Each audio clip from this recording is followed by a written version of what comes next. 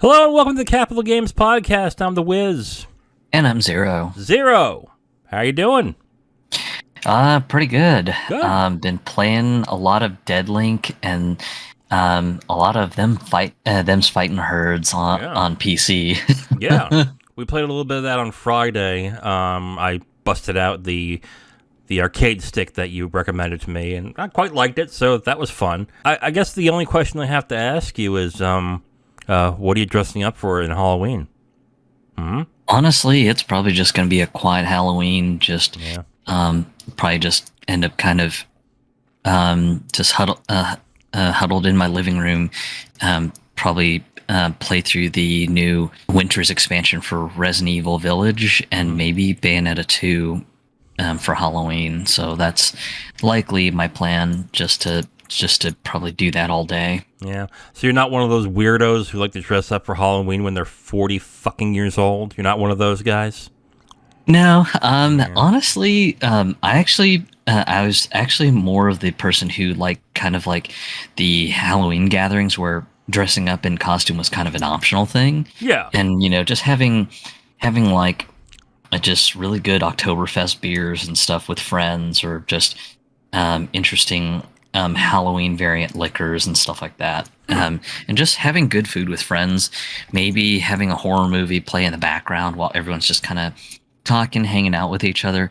Those are the Halloween gatherings I miss. But unfortunately, in my friend circle, I'm odd man out in where I live, and everyone else is all clustered together about 45 minutes to an hour away from me. So that's not like I can easily go, yeah, let me go out and drink for a bit. Oh God, it's 4 a.m. and the host's wife doesn't want anyone staying over.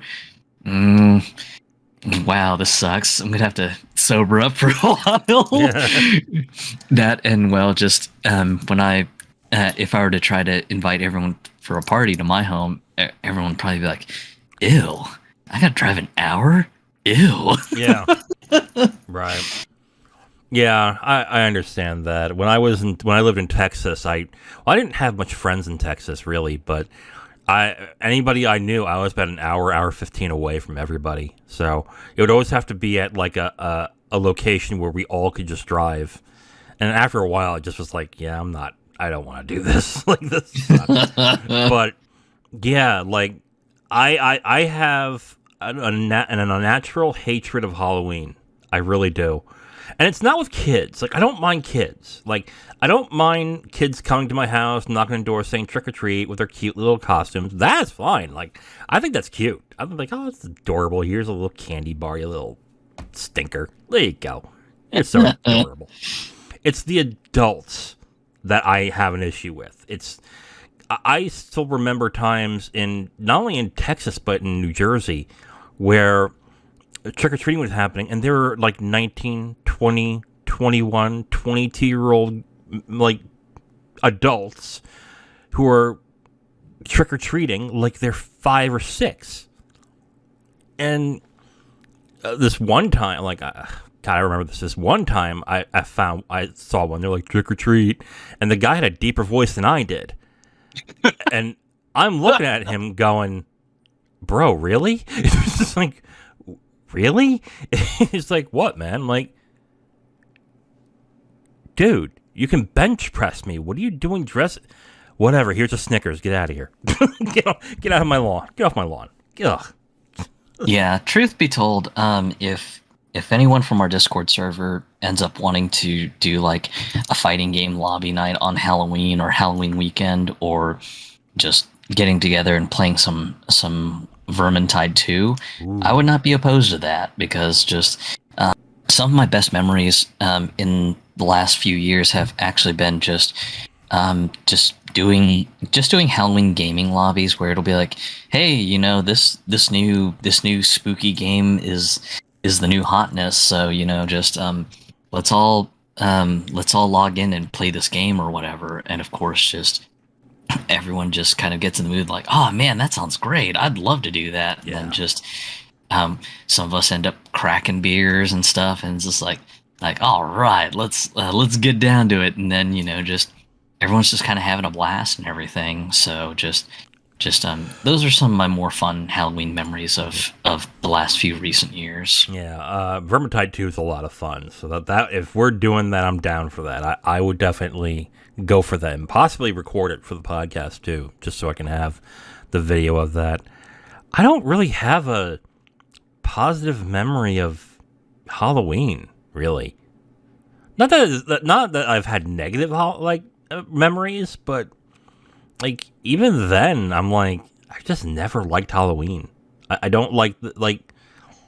I get there are people who love fall and love Halloween and everything, and I get that. That's cool, whatever. It's just something that I guess at some points actively disdain, and I'm like, good lord, is this over yet? Like, good lord. But yeah. Okay, so why don't we get into more spooky stuff here as we go on to the Capital Games podcast, and we talk about the never-ending controversy of Helena Taylor and her not getting to be the voice actor for Bayonetta in Bayonetta 3. When we last left it, Bloomberg and Jason Schreier did an article basically refuting what she said, that she was offered $4,000 total for the role. And that was a cameo role to boot as the final offer. Yes, what the story basically said, that she was offered 15 to 20,000, I think was the amount total for about 5 sessions, which is about 3 to 4,000 for each session. And she countered with 6 figures in residuals, and negotiations fell apart, so they went to Jennifer Hale. Platinum Games then came back and said, would you like to do some extra lines just so you can be part of it still, and we'll pay you for 1 session for 4,000. And she used that as the litmus to say that she got only 4,000 base pay to do the game series. So she basically lied by omission. And she later confirmed it while trying to still act like people were besmirching her good name in a tweet. Like, yeah, and this happened on Sunday night of all things. Yeah, like it was real weird. Like this woman has like foot and mouth syndrome, the likes of which I have rarely seen in this situation. Like every time she opens her mouth, she does more damage to herself, is what it really feels like. Because she also, I think she continued to attack Jennifer Hale and attack Platinum Games. And then she also attacked Jason Schreier, saying that he's pretty much in the pocket of Platinum Games and Nintendo. So basically, it was basic, they're all against me. They're taking money on the side. They're honest actors. Don't listen to them. Just a common political take, really, nowadays, unfortunately. But yeah, that was basically it with Helena Taylor on this. What were your thoughts on what? As far as my thoughts, it was kind of funny, just her sort of basically kind of trying to throw Jason Schreier under the bus with his sort of search for the truth on this whole story, and pretty much just with her, especially with the whole attack of just he's in the pocket of big corporate gaming. This is his job to smear me and stuff like that. And it's kind of funny for her to use that approach, because anyone who's familiar with Jason Schreier, even from his days back when he was on Kotaku and everything, he's always been a traditional investigative reporter. Right. He will dive into the facts, and he will report on the facts no matter if they go against the narrative or not, because he feels that it is his job to present the truth no matter how good or bad it may be, and leave it up to the reader to come to their own conclusions on what the reporting brings out. And even with that said, just if you look at his career on some of the investigative pieces he's written, he's mostly come out against really egregiously abusive organizations. I mean, Right. he came out against Rockstar when Rockstar is basically crunching their people to death for Grand Theft Auto 5. So he's no stranger to basically just telling the truth as it is, and even getting blacklisted by some outlets as kind of a badge of honor for him. So just he's no one that would be afraid to just take one on the chin to say, "Hey, I told the truth, and that's what I'm here to do," Yeah. even if it does, result in him losing access to review copies of a game or whatever. Just he's not going to pull any punches. And for her to kind of use the line of, "Well, he's in the pocket of big gaming," it's just like, well, no, you obviously aren't familiar with this concept of rapport, because Jason has built quite a good rapport on just reporting in general. So a lot of people are more inclined to trust him because he's earned the trust. Right. And if you look at some of his most popular and his most well covered and talked about articles, it's about abuse in the workplace and staff who are underpaid and overworked. That's I think, in my opinion, that's the ones that get him the most traction. Or even the sexual harassment stuff that came out about Activision. I think he did that as well. So if you really want to say he has an agenda, I would say, if anything, his agenda is pro-worker than anything else, which I think added to the credibility of when he mentioned that, yeah, she's lying, because if you wanted to believe that he has an agenda, my opinion was his agenda is pro-worker, and that if he really had a quote-unquote agenda about this, he would have shut up when he had the information that Helena Taylor was lying and just let it pass, because it would hurt the people up top. That's, if he had any type of agenda, I think that would have been it. But he doesn't, Yeah. and he reported it as is. And the other thing that annoys me with this is, and you know what, I understand that some people just do not want to believe reporters and from big newspapers and big sites, because they do spin the truth. They do lie. It does happen. But on the other hand, like, you can't just blanket statement that for every reporter. Like, the ones that have earned it, yeah, go ahead. Don't believe them. I understand that. But in this case with Jason Schreier, I was very inclined to believe it, because he hasn't really said anything or done anything that has been noticed to be false. Like, he's been pretty much a straight shooter the entire time. So I don't like him, like, personality-wise. I'm not a fan. But as a writer and as a reporter, he's excellent. You can't deny that. So, like, that's the thing I got out of, is that these people who are still defending Helena Taylor, even though she clearly lied, and she eventually proved it to everyone that she did lie throughout the entire time, and that she was being very malicious and had an agenda throughout the entire time, that they still are willing to defend her or saying, "Oh, you can't believe what Jason Schreier says because, he just believed what Platinum said." I'm like, no, he got the papers. He said in the article, the papers are there, and because they're under an NDA, he can't reveal them. So, what are you going to do at that point?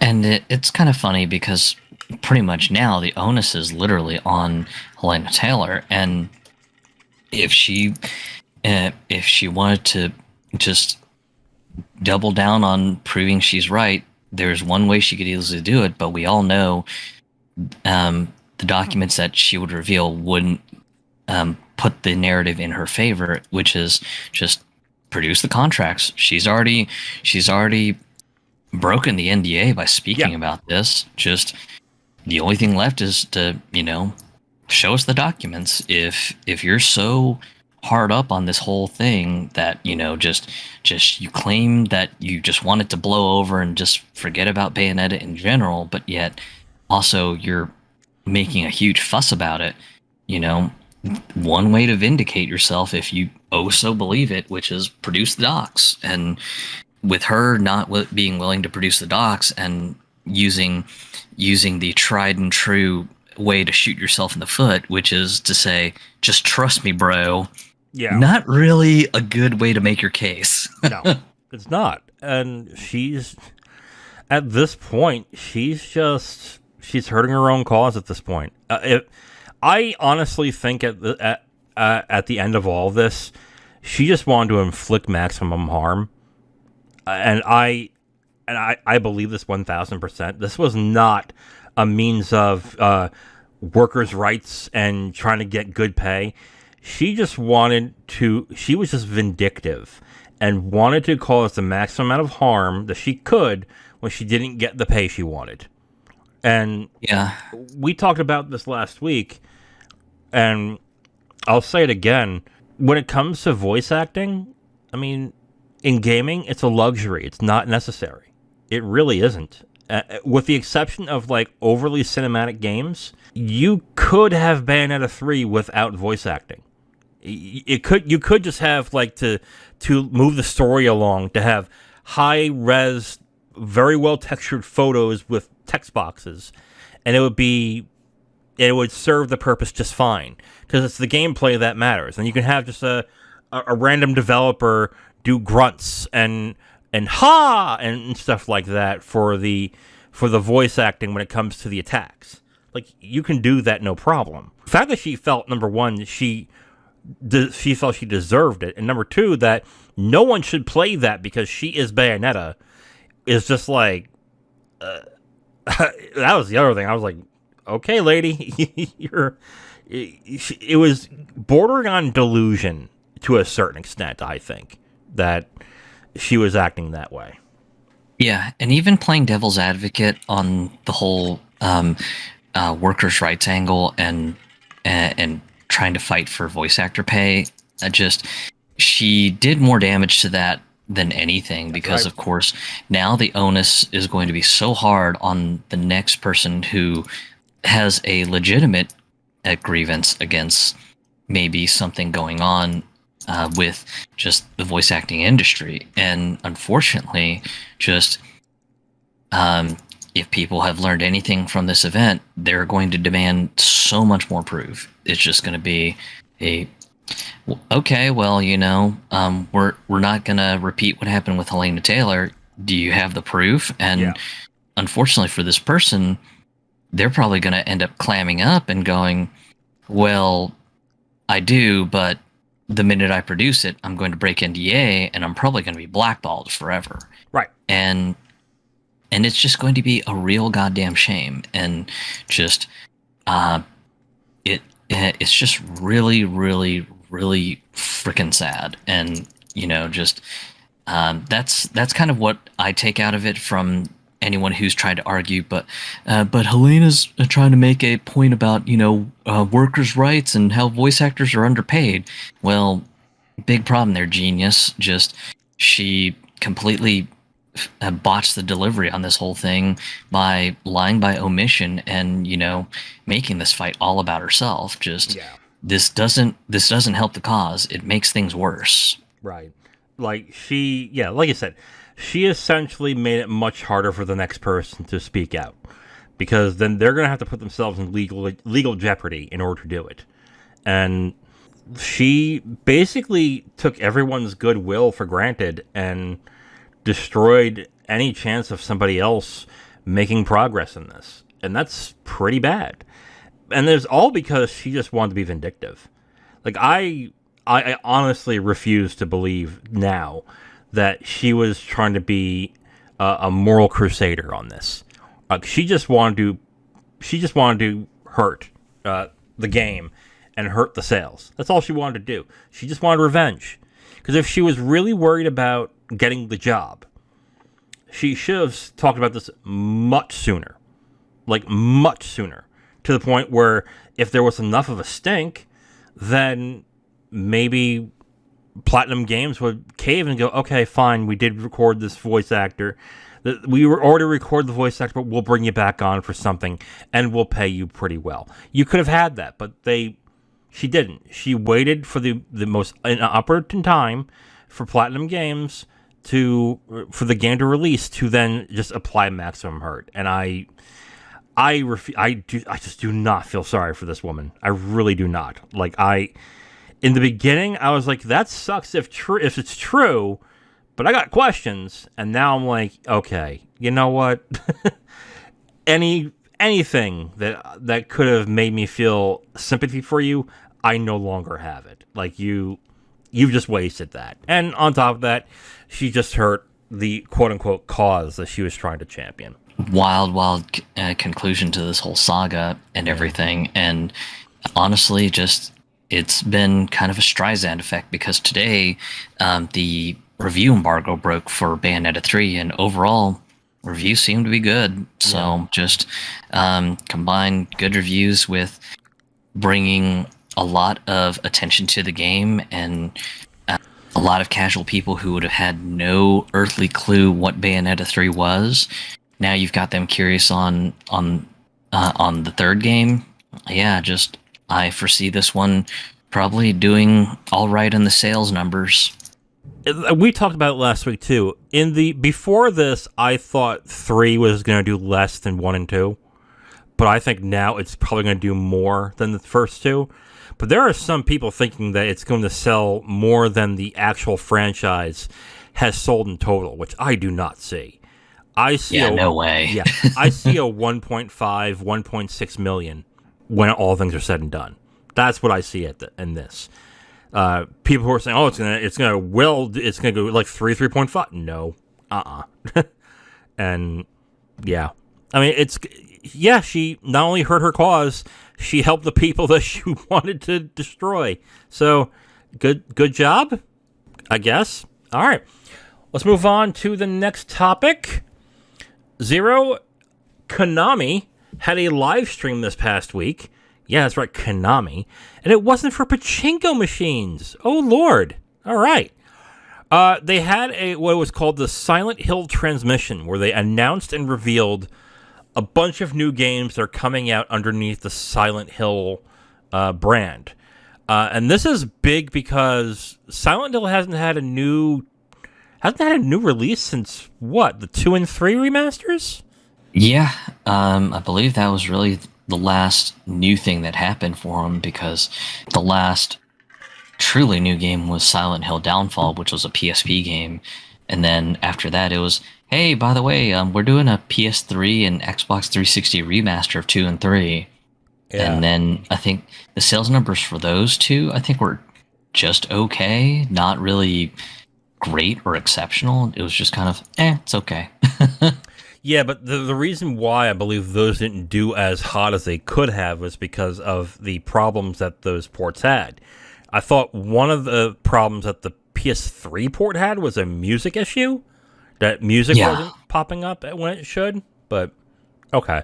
Yeah, so this is big news because this means that Konami is going back into making, well, maybe not making games, but licensing their properties to studios to make games. So they made a few announcements, and we should just go over it right now. The first announcement that was shown off was a remake of Silent Hill 2, which is being developed by Bloober Team. This has been rumored for quite a while now, so this wasn't a shock to a lot of people when this was announced.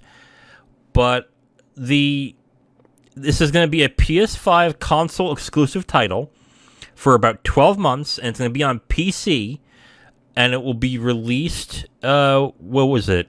No, they didn't even give a release date on this. No release date, but they said that they will, it'll be a 12-month console exclusive for the PS5. It's going to be on Unreal Engine, coming to PC. Yeah, that's it. No date on that. What did you think about them announcing the Silent Hill 2 remake?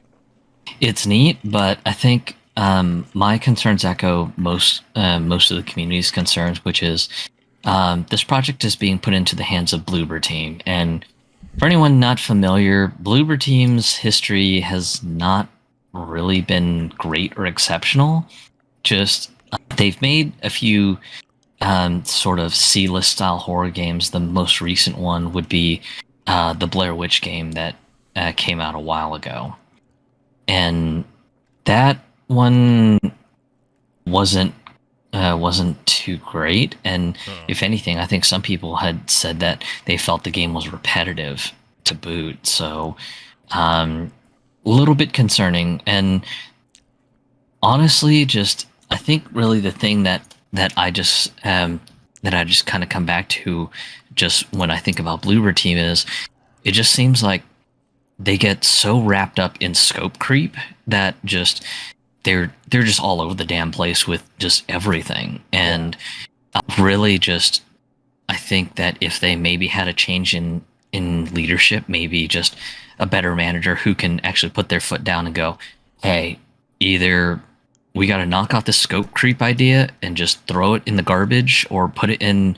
the director's cut bin and focus on the main game, or you better have a real damn good reason on how to make this idea really frickin' solid, because if it ain't solid, we ain't going with it. And that just seems to kind of be the repeating theme with all of their games. Just really interesting potential for ideas, but some of the ideas are just either half-baked or stillborn even. And again, just I think some of the just original stuff that they've worked on, like the Medium, is interesting. Just the execution is so bad, and just I mean, best of luck to them.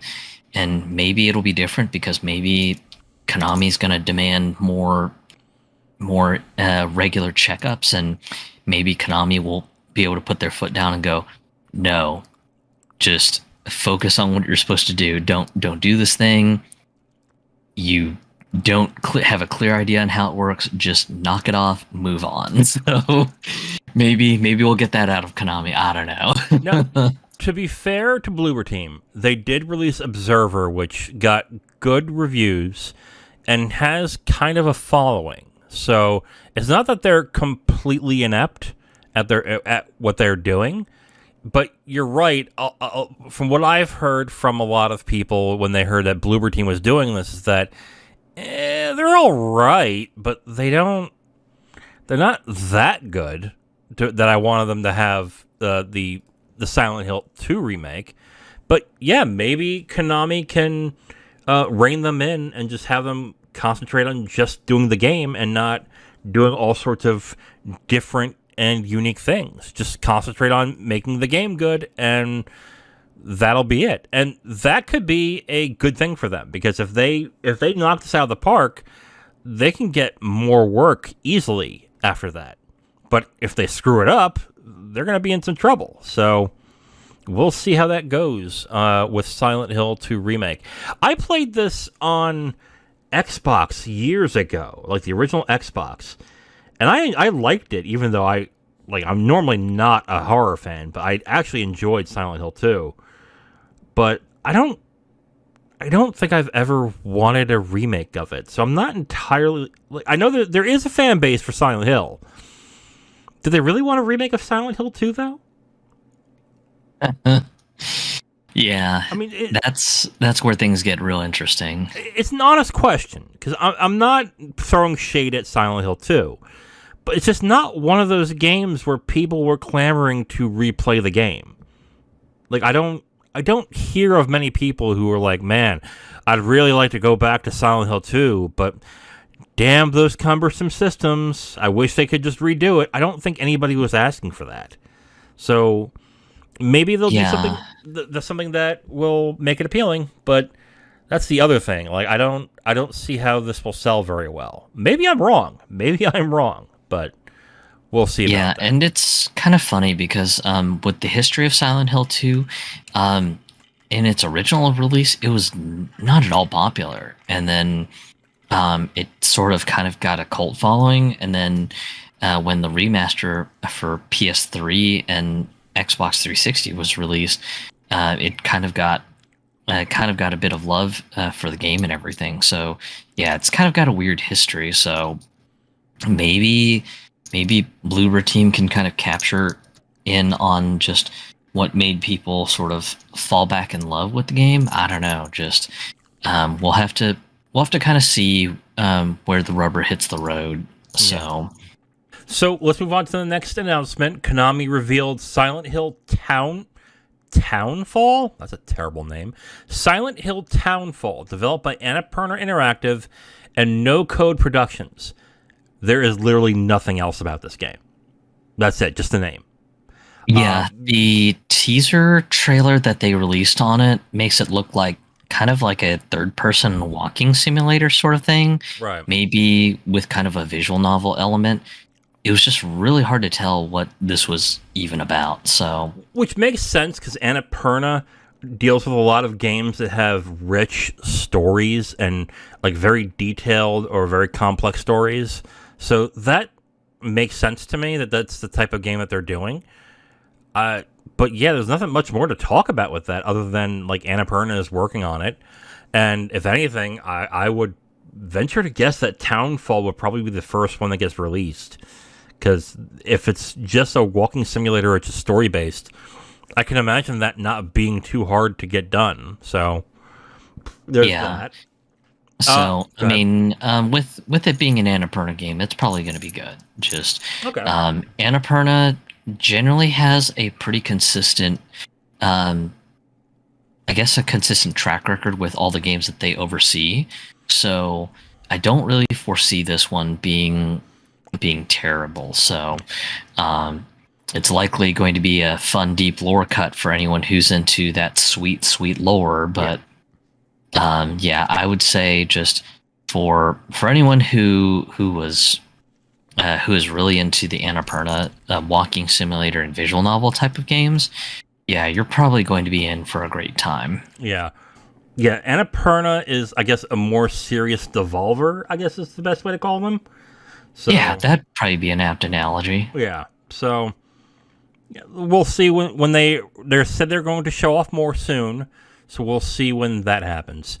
The next announcement they announced was that the film director Christoph Gans is going to do another Silent Hill film called Return to Silent Hill. The Silent Hill movie was fairly popular.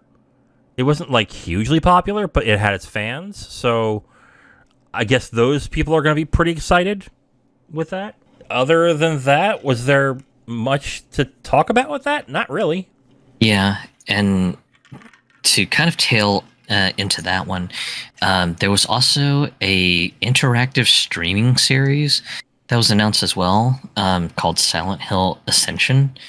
And again, this one's just like the Annapurna game announcement, just really, really vague, just kind of a general concept of, hey, more spooky Silent Hill stuff. And the trailer really didn't elaborate or demonstrate on how it's interactive. So I know some people are speculating that this might be interactive in the same vein of like the Stranger Things Bandersnatch interactive movie that was on Netflix. So just it'll be real interesting to see, especially on where they plan to release this, or if it's going to be a thing that they're just going to sell directly on the Silent Hill Ascension website.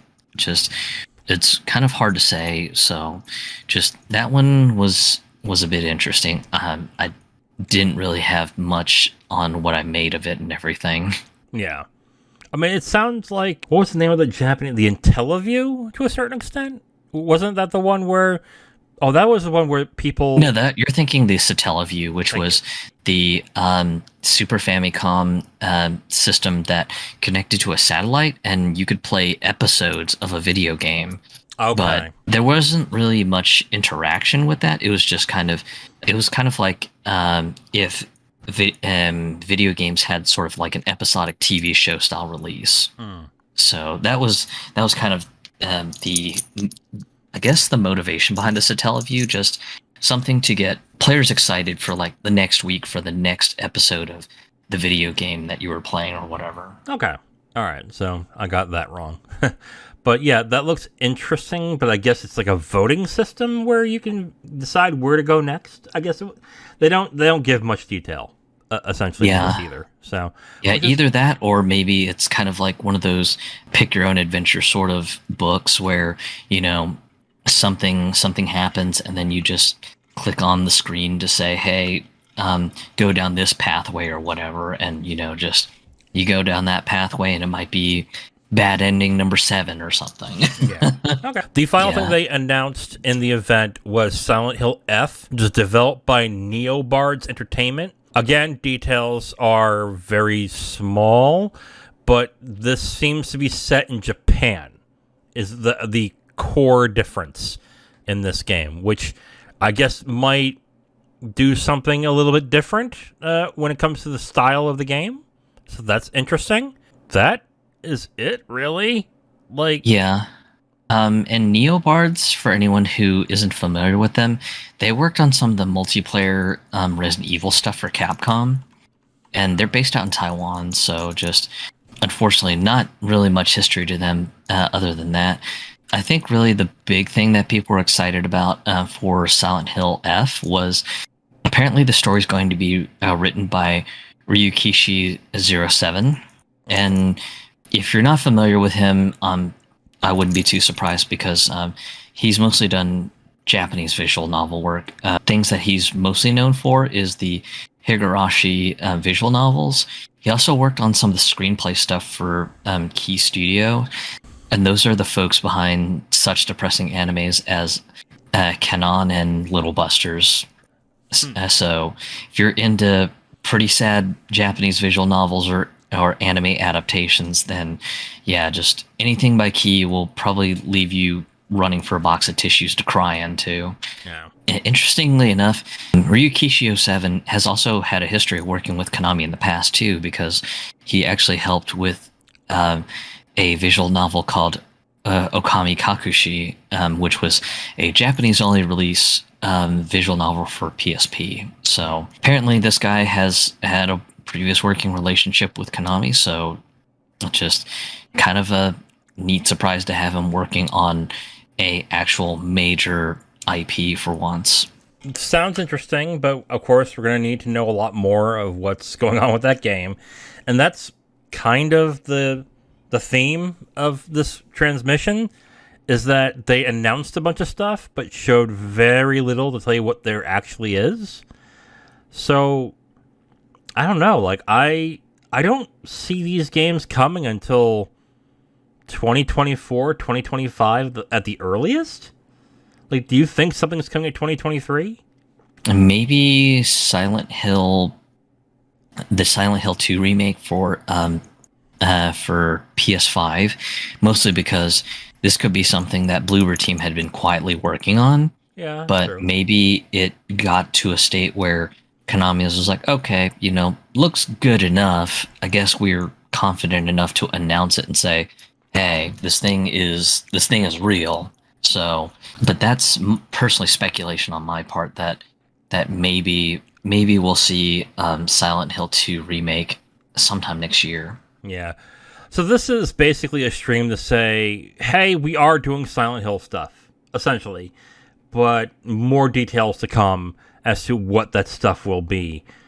Hopefully in the next 6 to 12 months. So, yeah, that's really it. Not much I could say about the stream other than, like, they announced some stuff and Silent Hill 2 looks alright. But other than that, really not much else you can talk about, really. Is there more that you want to add to it?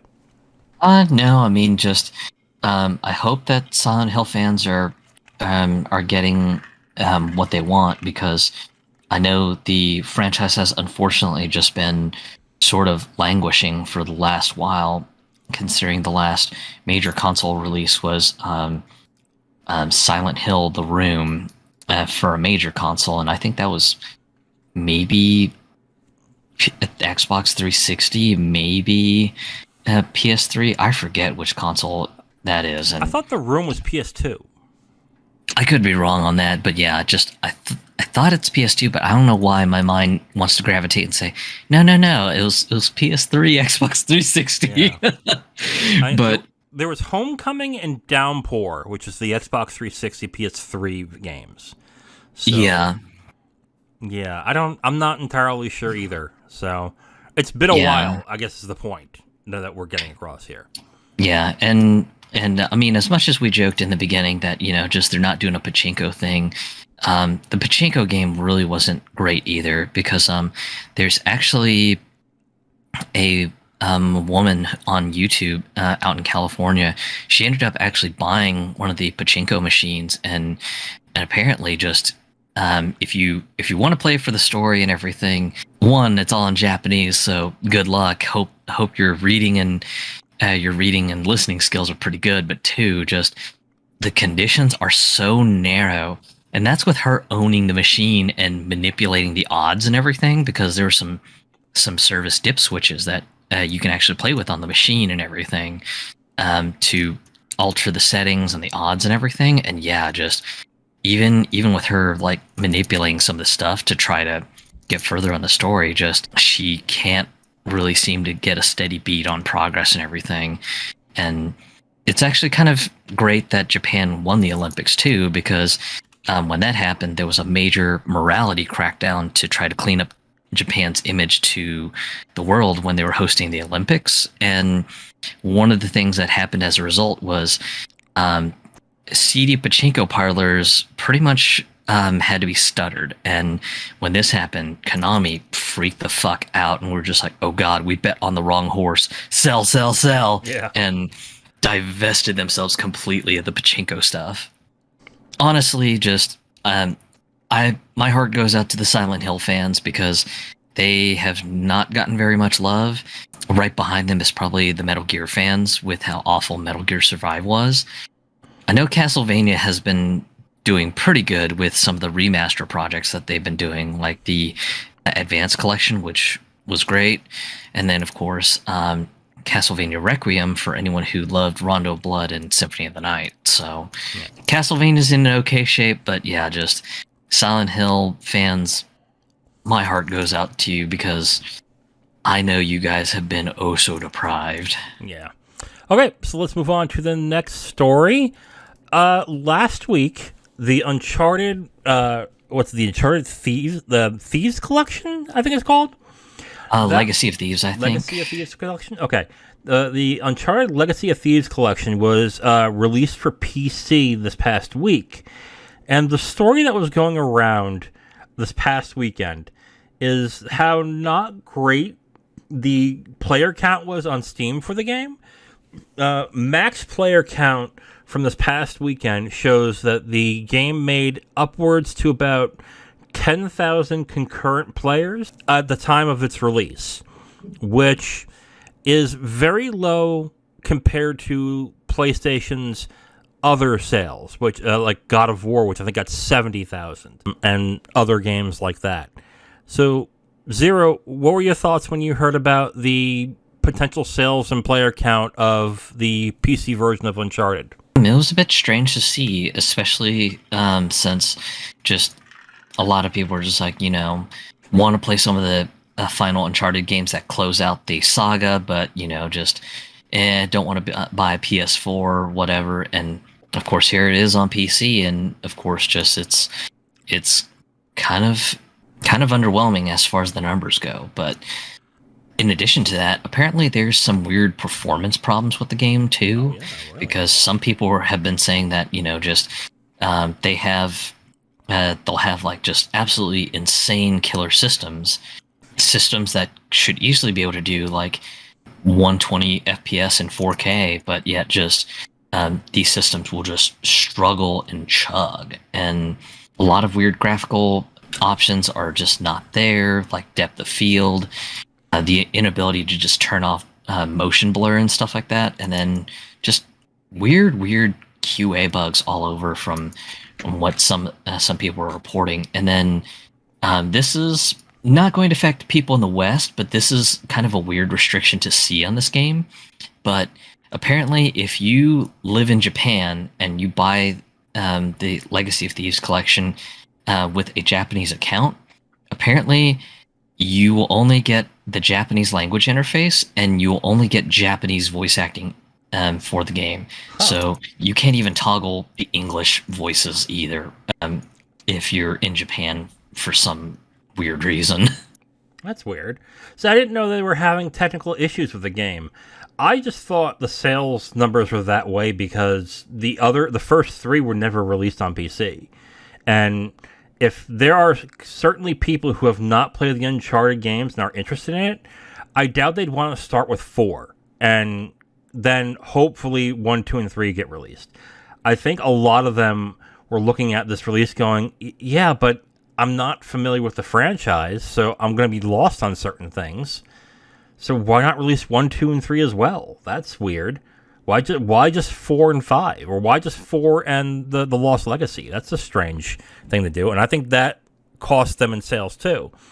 I don't think this is a sign of Sony's PC strategy falling apart, like some people are saying.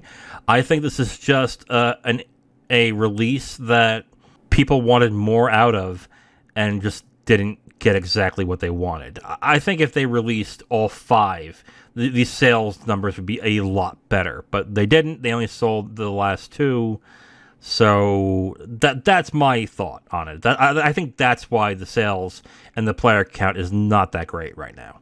Yeah, and I think honestly, a better idea for the PC release would have been to just, release a giant whopping Uncharted Mega Collection, just 1, 2, and 3, 4, and then Lost Legacy.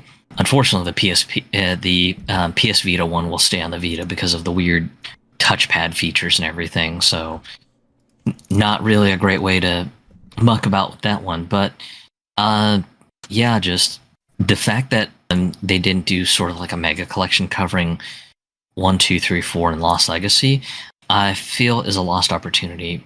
I think personally, just if they maybe did a complete collection, maybe bumped up the pricing to the current meta for 9th gen games, which is just pricing it right at $70.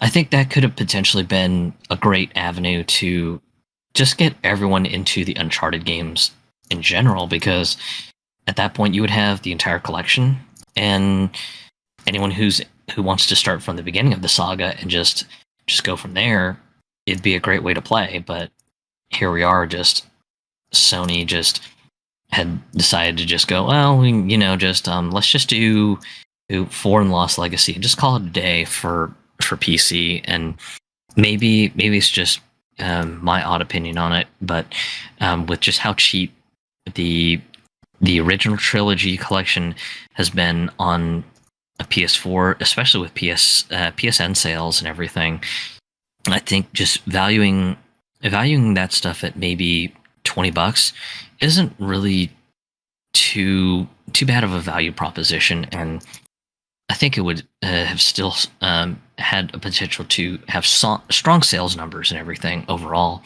So if you had that combined with this Legacy of Thieves collection, I think it would have been just something that could have had a potential to have had much better sales than just kind of bundling just 4 and Lost Legacy, because like you mentioned, some people just are not familiar with the Uncharted stuff, and to have them start at the tail end of the story, it's a bit harder to get into, because of course some people are just going to go, okay, well, what's the deal with how the story began?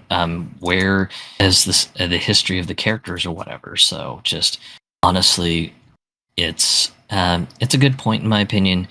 And again, just maybe it's just me being the value gamer thinking on this, but I think the opportunity to have maybe just bundled almost all of the Uncharted games together, it would have been a great sales opportunity. So that's honestly what I can say about it. Yeah, Zero, I agree. He should have found a way to get all 5 of them in there, because I think that would have been not only a great deal, but then that would have taken care of the people who haven't played the series, period. And whether or not, and this goes for a lot of different games or movies or whatever, whether or not like people say like to start here at like start at a certain point, people still want to have access to the entire catalog of things. So to then say, oh, here's 4 and 5. You can't have 1, 2, and 3.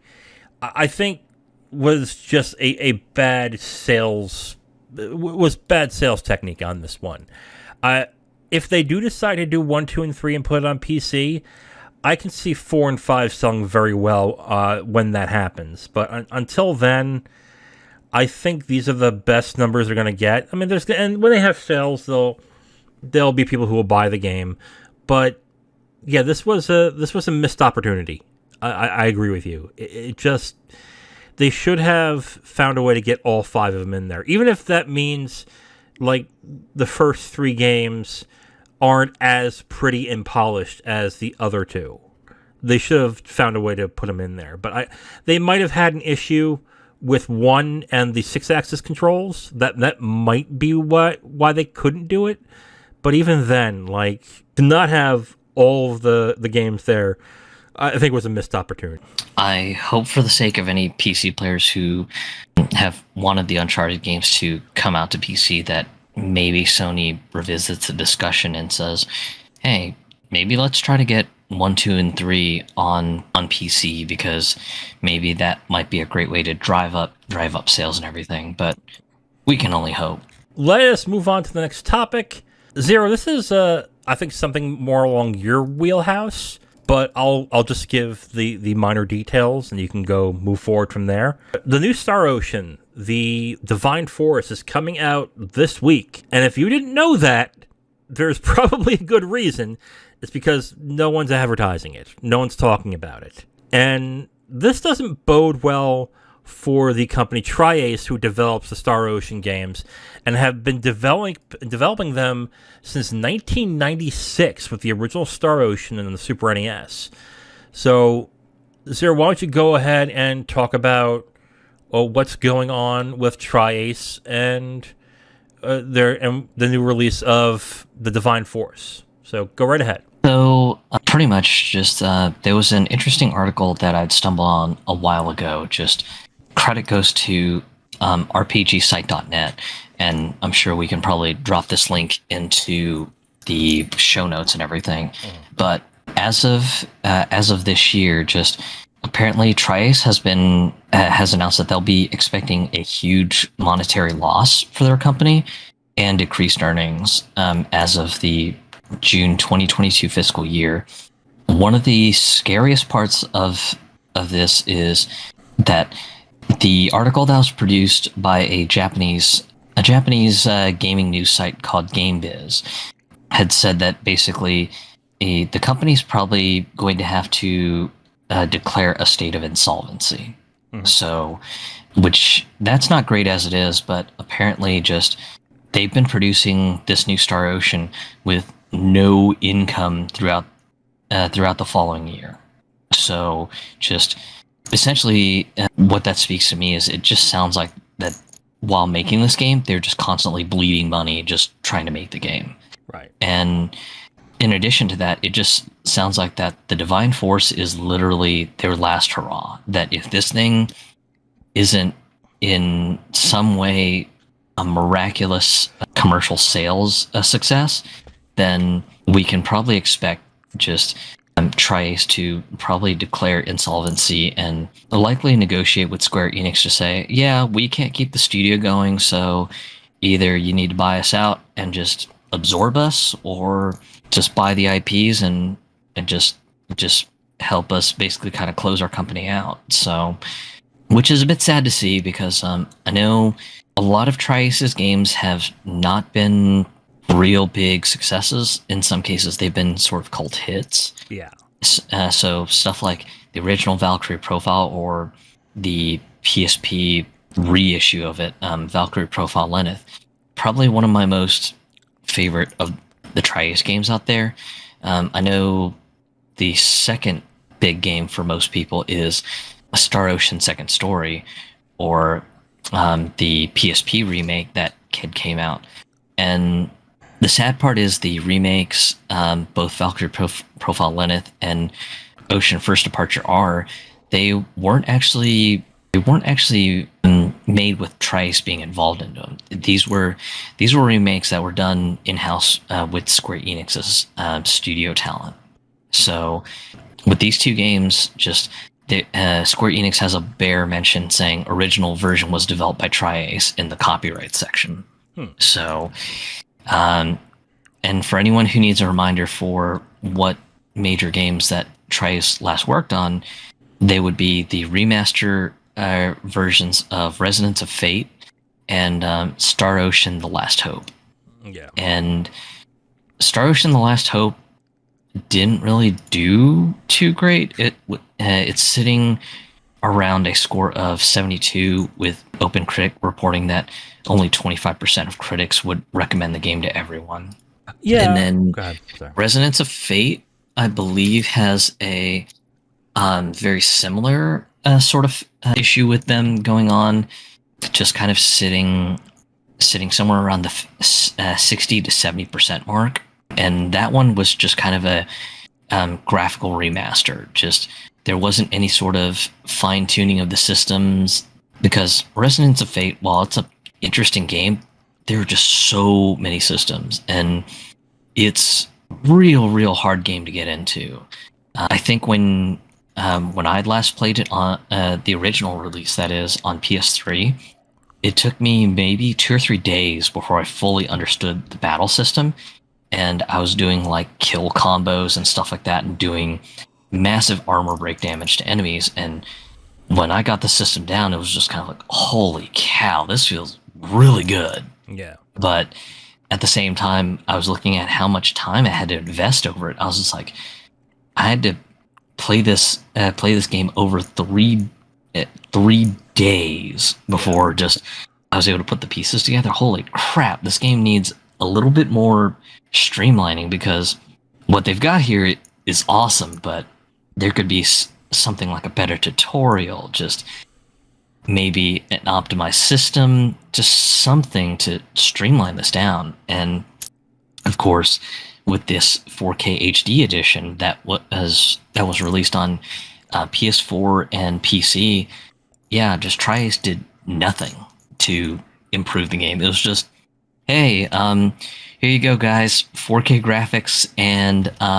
HD graphics for anyone who's still stuck in the 1080p era. So here you go, have fun. Yeah. So Tri-Ace, what it seems like is when they started, they were kind of a critical darling. They made great games that didn't really sell very well, but got enough of a fan base that people would recommend their RPGs and games.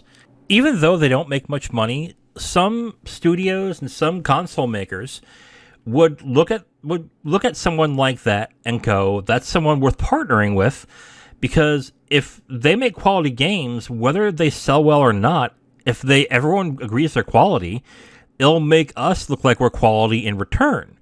So that's not a bad deal for a company like Tri-Ace that does these types of games but doesn't very much sell well. I guess the issue is that quality has dipped like precipitously in the past like 10 years, 15 years. Like, I'm looking at their games right now, and Radiator Stories is something I remember from PS2 that I actually liked.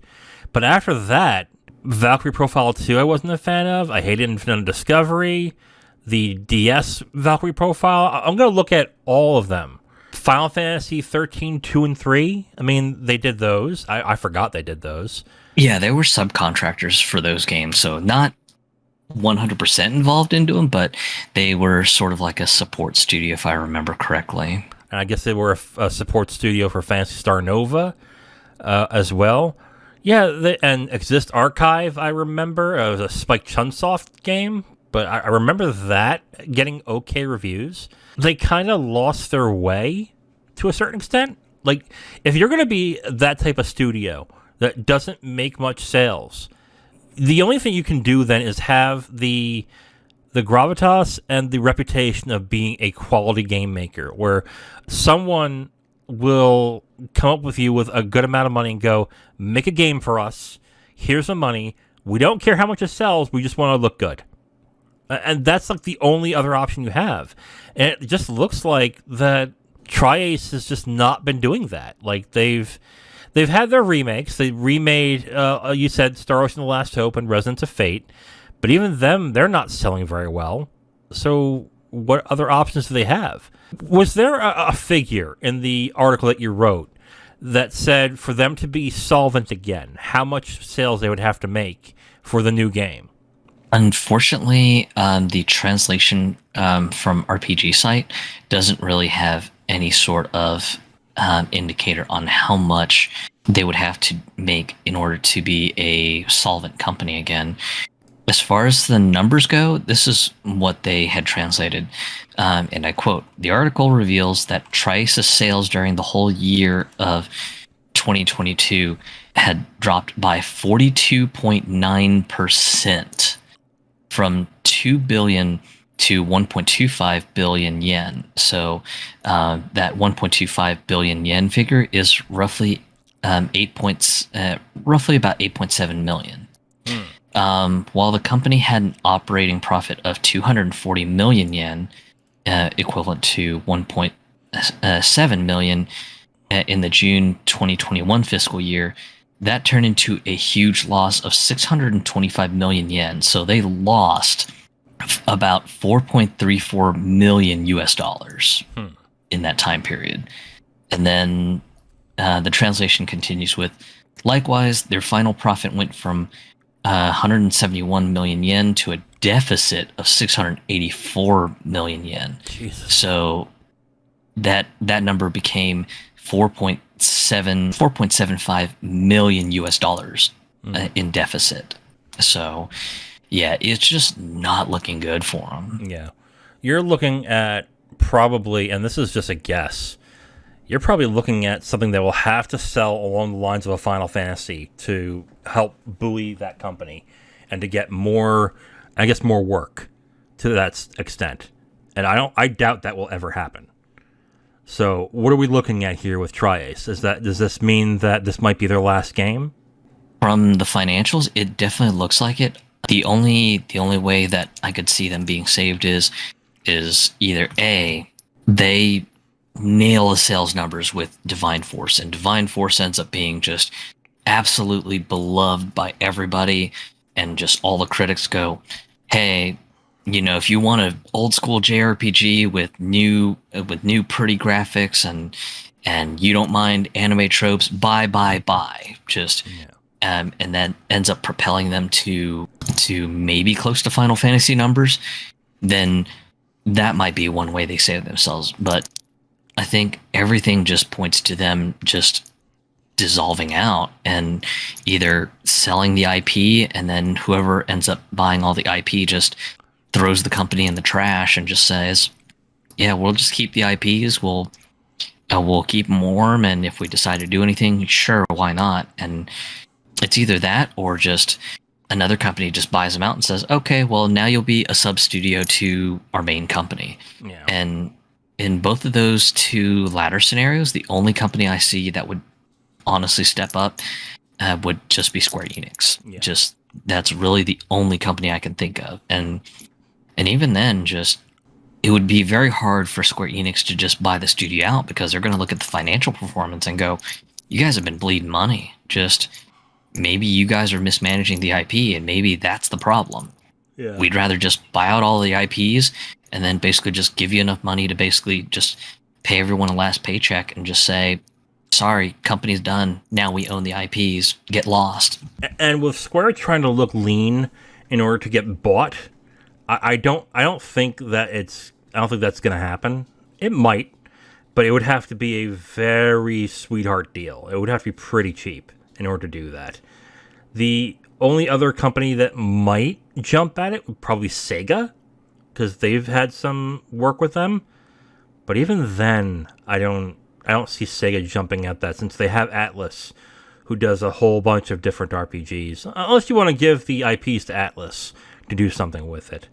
But yeah, and that's kind of sad, because I am a fan of Valkyrie Profile, and they've had good games in the past, but as of recently, they've not really gotten any exciting games under their belt. And from what I recall, too, the sales have not been very hot either. So this is really not that big of a surprise. Sad, of course, but yeah, unfortunately, that's just seems like the after this, if they don't sell really well, they're probably done. And that stinks at that end. Honestly, just the Divine Force, I'm definitely kind of hesitant on because I do like some of the Star Ocean games. Yeah. The first one when it was remastered for PSP and then later remastered for a Switch, PC, and PS4. That one was good. Second Story, love that one on the original PlayStation. It was remade for PSP, but I think what irritated me the most was Square, on announcing to the West that we were getting First Departure R, conveniently left something out that the Japanese announcement got, which was that Second Story's PSP remaster would also be coming out to Switch and PS4. And I know a lot of sites were annoyed with this. They're just like, what the hell, Square? Why didn't you localize Second Story? Just this would have been great to have on PC, PS4, and Switch. And of course, just Square finally put out like an English PR announcement saying, yeah, we've got really no plans to ever release that in English ever. And that also includes the fact that we're not releasing an Asian copy with an English language option either. So yeah, don't expect us to ever put out an English version of the PSP game being remastered for Switch and PlayStation anywhere. So yeah, just stuff it, guys. So that irked a lot of people, and in my opinion, just it was a lost opportunity because that would have been a great way to sort of hype people on the Star Ocean train and been like, hey, remember that one Star Ocean that everyone loved on PlayStation? Well, it's back on Switch and PS4, and maybe that could have helped kind of drive some attention towards the Divine Force many years later. I don't know, but yeah, just it's a bit sad to see them probably ending up just being completely insolvent just by the time just next year comes around, because yeah, just if they've been just constantly hemorrhaging money, just I don't think the Divine Force has that kind of selling power to just put them magically back on track. Yeah, I am just a bit surprised it lasted as long as they did, to be completely honest, because again, looking at their last few games, they've not been that hot. They've either been minor critical successes or they've been panned to a certain extent. And I look at this and I wonder what's been keeping them afloat to a certain extent. And maybe it was the remakes, or maybe it was subcontracting for other games that kept them afloat at this time. But yeah, unfortunately, the business part of this can be pretty cruel. But if you're not making games people want, I mean, this is the result. And Tri-Ace, when they started, were pretty innovative in RPGs with combat and storytelling and stuff like that. But I don't think they ever reached a higher plateau than what they did in the PS1 and PS2 era. So this is not really a surprise to me. It's just more of a surprise they've lasted as long as they did. So sad to see them probably go by the time next year arrives, but just that's the cruel nature of the business side of video games. And I think I can speak for the both of us. Just when you start looking on how the video game sausage is made, sometimes you see really sad and cruel shit like this, and there's nothing you can do, be it as a consumer, to kind of turn the tide, because if it's a bad game, yeah, there's no way that you're going to be able to just sell a bad game to people, because people are just going to go, why would I play that? That's awful. Yeah, exactly. And they've unfortunately had some messy games in their past, and I don't think they've ever built themselves back up after that. So they've made better games, but they just never reached the heights that they did in the beginning. And I guess they're on borrowed time, is what I would say. So we are at the end of the episode. Before we go, Zero, I have a question for you. All right. So it's the 25th anniversary of Fallout, and in celebration, Bethesda announced that they are doing a 4K PS5, Xbox Series X, PC patch of Fallout 4 that's coming next year, absolutely free. This is great news, considering that, and I'm guessing the only reason they did it this way is because Microsoft is bankrolling them.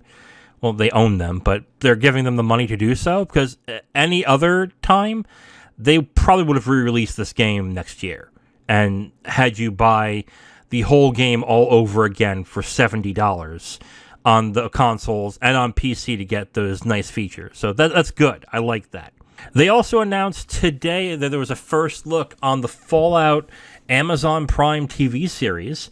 So the IP is doing a lot of work for Microsoft and Bethesda. But what we haven't heard anything about are new games coming from Bethesda when it comes to the Fallout series. Now, of course, they have Fallout 76 that is still running and I think is kind of popular. I think there's a good amount of people who still play it. And yeah, the Fallout 76 recently got a new, I guess you can call it an expansion called The Pit, which is based out in the Pit area. So I know that's been sort of kind of giving it a shot in the arm. Yeah. Right. So they are updating it, and if they're updating it, that probably means they're making money off of it. So that's good in that sense. And there's Fallout Shelter, the iOS Android game, and I think it's on Xbox as well. That's free to play. That I know I used to play when it came out. I don't want any more. But anyway, so there are games that they have, but they're not announcing new games as of right now. Zero, my question to you is, what should be the next thing that Fallout does to propel the series forward into the future? I'm going to start off with a joke. Okay, go ahead. Fallout 76, 9th gen version, 4K graphics, 4 times the detail. Look at those T-poses. It's so realistic.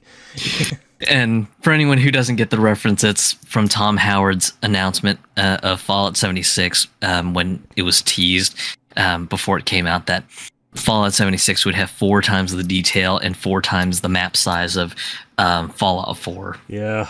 Oh, God, that was a silly announcement.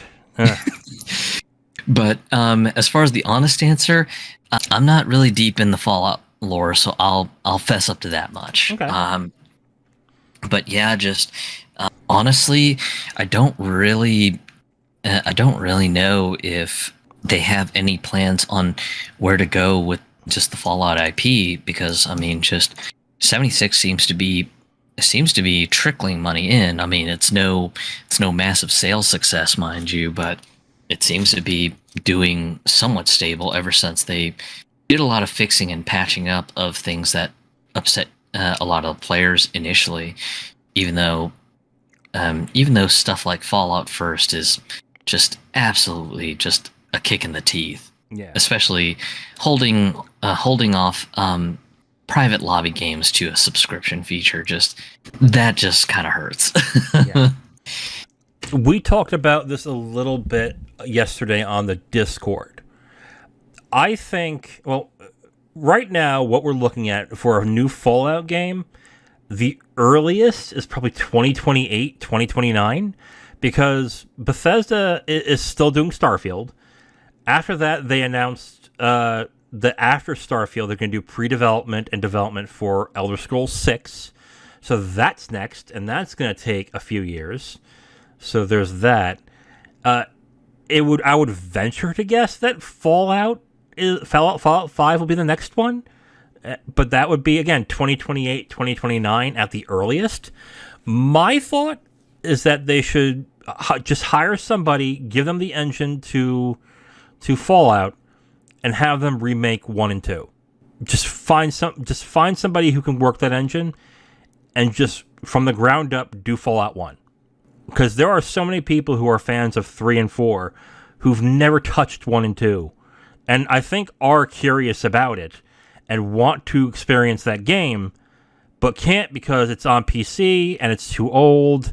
And even if they could, they don't really like strategy games, so they're probably not that interested in it. So I think my dream would be remake Fallout 1 and 2 in that engine. Now, maybe the smart sales thing is to have somebody remaster Fallout New Vegas to where it actually runs well, because that has a cult following and it's got enough love that I think people would actually jump to buy it. But I think a remake of 1 and 2 would probably be the option I would go for. Yeah, a Fallout 1 and 2 remake done in the, I forget what the engine's called. I think it's Gamebryo. the Creation. Yeah, Gamebryo was the base, but then it evolved into the Creation Engine because of all the in-house shenanigans that Bethesda did to the engine to make it their own. So I believe it's the Creation Engine now. So. Okay.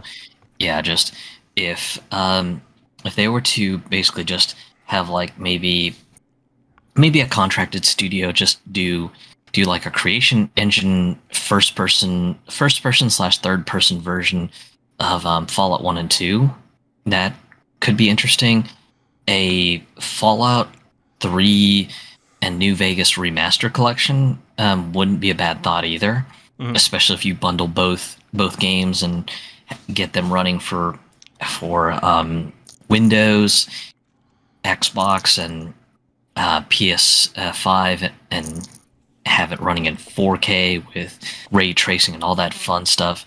And potentially maybe price it at $70, because that's where everything in the video game industry seems to be going to. Yeah. Maybe that could be a thought. Yeah. I don't know. I think diving into their past right now and just hiring another team to do that while they're still developing those other two games would probably be the best thing for them. I think leaving this franchise dormant is kind of a bad idea, even though Fallout 76 is still around and kicking. 76 still has the stigma of being a bad game, especially with how it launched. So they would really need to get a new game out there that people will play and people might enjoy. So I would say, yeah, I really think hiring somebody else to do a remake of that would probably be their best. I think would be a very good option at that point. Or, remaster 3. That could do it. That could do it too. Or New Vegas. That could do very well. And technically you don't need to bundle them together. I think people will be pretty happy to purchase them separately for $70 each if the graphics and the improvements are very good. So I don't see a lot of people having a problem with that specifically. But yeah, that would be the option I have. I know a new game is just not happening until way in the future. But yeah, contracting another studio to do a remaster or remake, I think, is your best option. Well, we are at the end of the episode for the Capital Games Podcast. Thank you for listening. Tune in next week till we talk about the going-ons and happenings of the video game industry. I am The Wiz. And I'm Zero. And talk to you next week.